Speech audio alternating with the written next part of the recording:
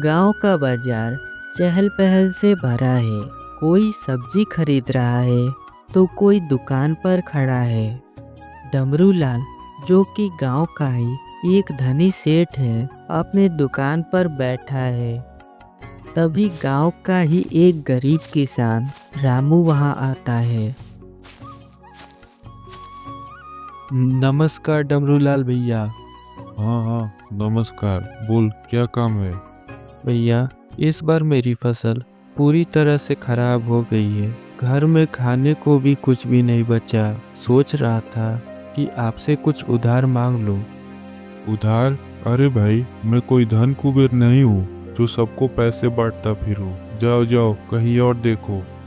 भैया, ऐसा मत कहिए। बड़ी उम्मीद लेकर आपके पास आया हूँ। कुछ पैसे उधार दे दीजिए। वादा करता हूँ अगली फसल आते ही पैसे लौटा दूंगा। नहीं नहीं, मेरे पास पैसे नहीं है। जाओ, किसी और से मांग लो। डमरू लाल रामू को पैसे देने से सख्त इनकार कर देता है और रामू उदास होकर वहां से चला जाता है। फिर एक दिन की बात है, डमरू लाल को कुछ व्यापार के काम से गांव के बाहर जाना होता है। तो वह उसी दिन सुबह सुबह अपनी बैलगाड़ी में बैठकर गांव से बाहर चला जाता है।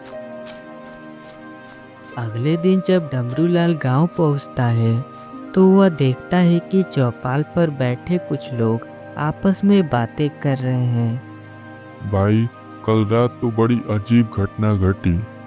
हाँ, सुना है कि कल रात को डमरूलाल के घर में 2 चोर घुसे थे। और अगर रामू न होता तो सारा सामान लूट ले जाते। यह सुनकर डमरू लाल चौंक जाता है और तेजी से भागता हुआ रामू के घर पहुंचता है।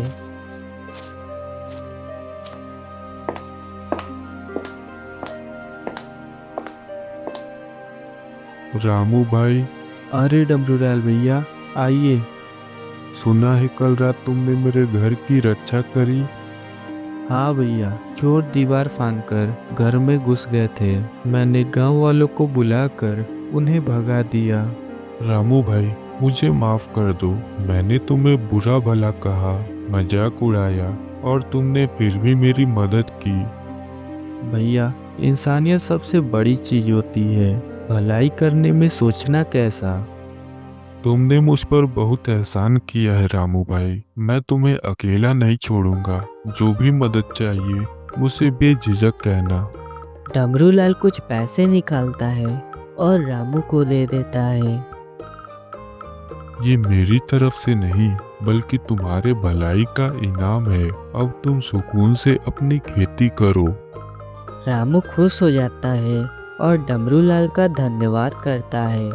डमरू लाल अपने अहंकार पर शर्मिंदा होता है और मन ही मन संकल्प लेता है कि अब वह एक अच्छा इंसान बनकर गांव के सभी जरूरतमंदों की मदद करेगा।